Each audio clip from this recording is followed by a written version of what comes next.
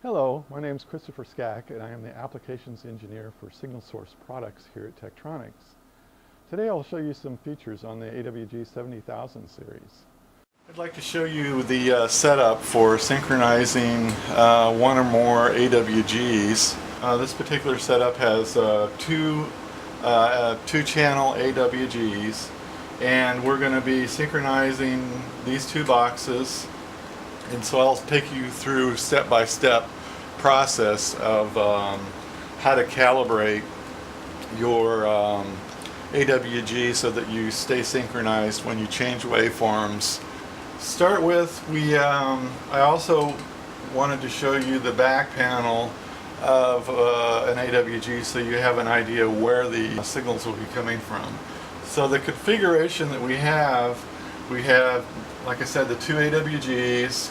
We have an AFG up here that will be used as our reference clock and also as our trigger that we'll be putting into the input. So on the back of the AWG you have reference in, and you can see that this will allow from 35 to 250 megahertz reference. So we're going to be using that as our reference input that is coming from this AFG up here, and right now we have the reference input set for 128.8 megahertz, and you can see that that's a sine wave that we're using for this particular clock signal. Now on the AWG we can also multiply this value so we can get up to the sample rate required. The trigger in will be used by these two SMA, or actually we'll just use one SMA here for our trigger, and the trigger will be coming from this channel of the AFG, and if we look at that channel we can see that it's just a pulse, and we'll use that as our trigger in order to guarantee that we're getting the trigger in synchronization with the reference clock. First of all, to set this up, we're going to start with the AFG. The AFG again is being used as our clock reference and also as our trigger source. So as we can see here, we're looking at our clock, and we've set it to 121.88 megahertz for our clock, and that's something that was requested by a customer. And for our trigger, we've basically set it up in correlation so that the trigger will be synchronous with the clock, and we'll use this as our trigger input for this particular test. So the idea is that with each trigger, the two AWGs will be synchronized with the output of whatever output you would like to use for your testing. So now I'm going to move over and show you some of the menus on the AWG. So first of all, we're going to go to our home setup here, and for the adjustment calibration we're going to just use a 4800 length pulse basically. And you can see that we're also showing the markers here that we use for our sampling scope. And so we have both channels set up with the same signal. And in this case, we can provide this skew adjustment signal. It's a fairly basic pattern.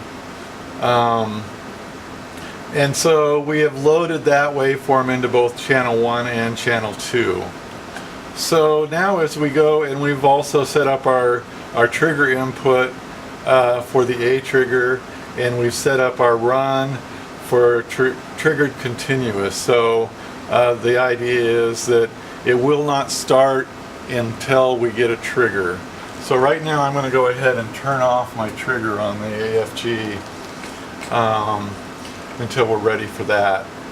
And also I'm going to turn off my channel, or my AWG outputs, so we don't have an AWG output either. So in the next menu is our setup menu, and this basically allows you to turn on channel 1 and also set your amplitude.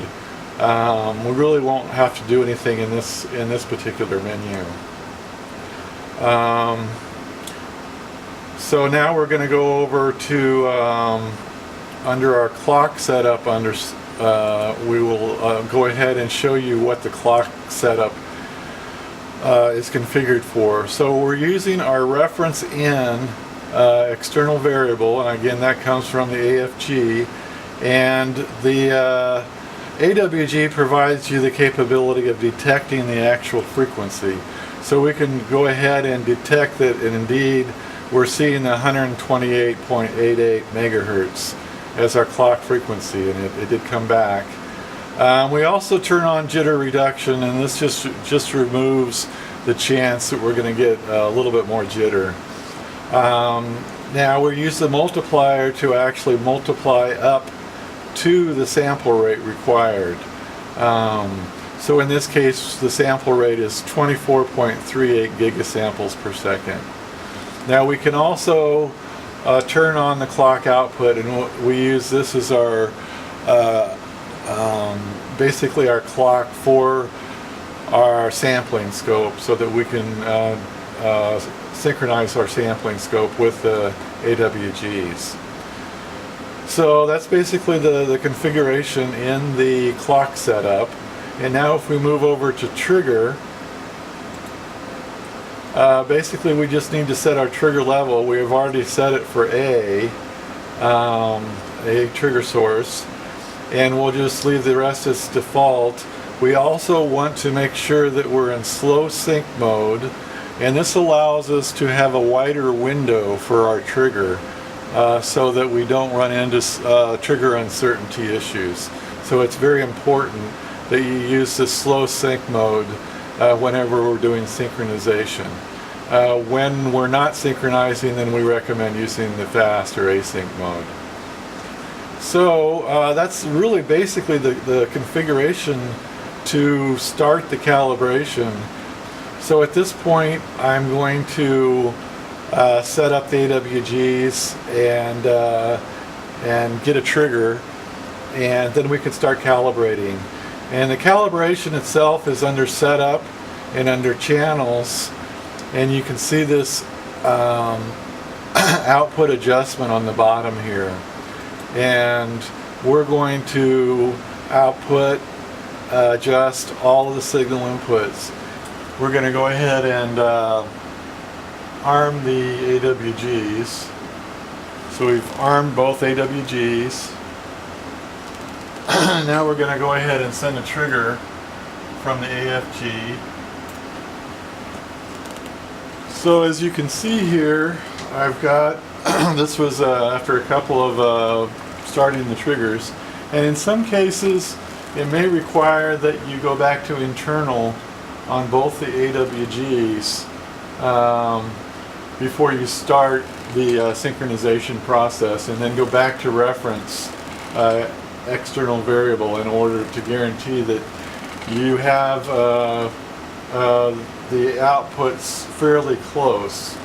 Okay, now we're going to go ahead and adjust the phase on the AWGs in order to match the output channels on both AWGs. So you can see in this case where the delta between the two AWGs is 3.9 nanoseconds. Now I mentioned earlier that you should really try for 2 nanoseconds, but if you use the phase control on both AWGs, you can actually go up to 4 nanoseconds. So I'm going to go ahead and leave it at 3.9 nanoseconds here and see if we can adjust it in. So the idea is to adjust the phase until we get these two channels lined up. So I'm going to go ahead and put in a fairly large number here. So I'm going to go in and put 10,000. And you can see that they move closer in this case. Now the maximum amount that we have available on our phase adjust is 10,800. So there's no way I can get lined up with just using one of the phase controls for the AWG. So I'm going to go ahead and adjust in the other AWG now, and you should see it change. So I'm going to go ahead and adjust it. I may have to adjust it in the negative direction. Let's see here. So I'm going to go 5,000 on the other AWG. And we are getting closer. So that was minus 5,000.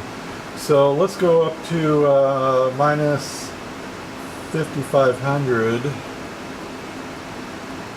And so we're close enough now. We should be able to zoom in on it a little bit more so we can get a little bit more detail.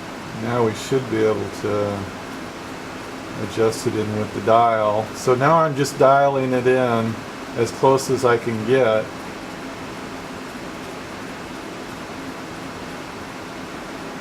And the idea is once you get it dialed in, then you shouldn't have to mess with this again as long as you don't start the clock over again.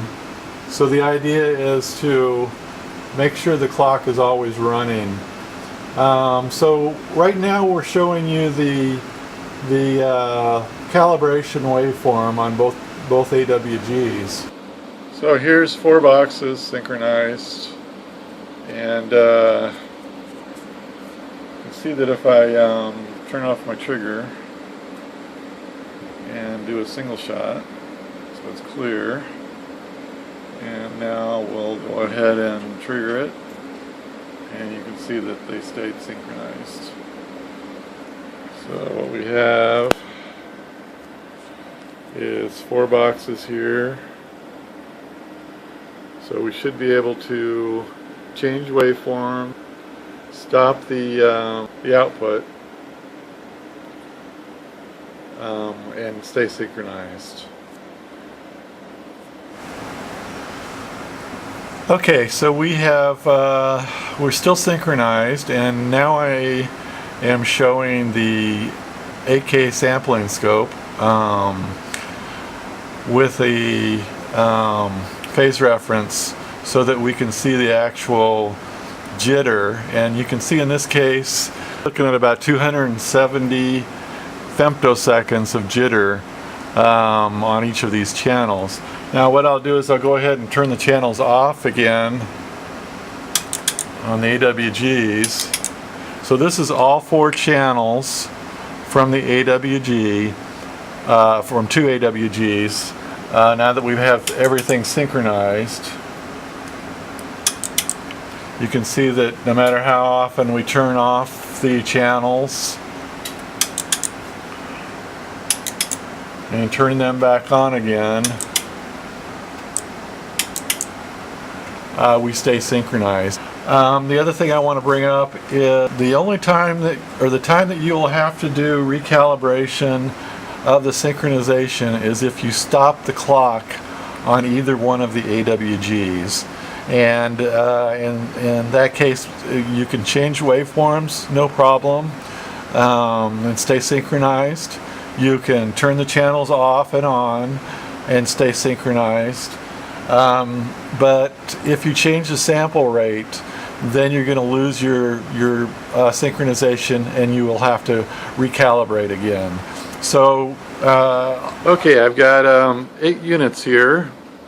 As you see, there's 3 of them with my AFG, 5 of them on this other side. So as you see, I've synchronized 4 channels. Actually, I've synchronized all 8. And what I do is I'll stop the trigger here.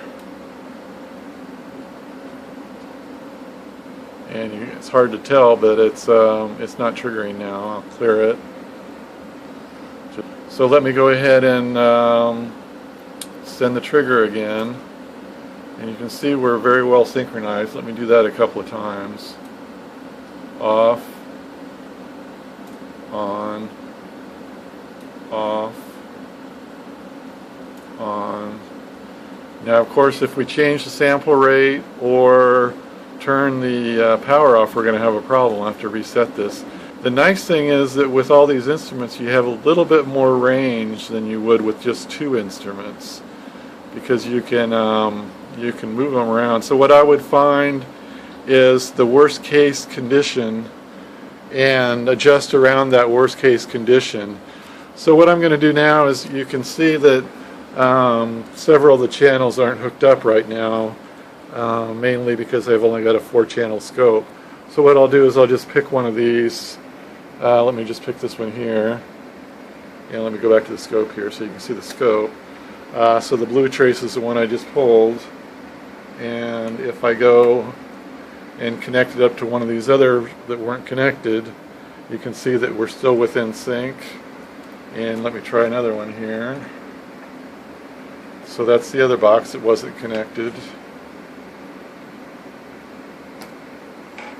And so you can see that they're all synced up. I'll go ahead and remove the trigger again and start it back up again. Stay synchronized.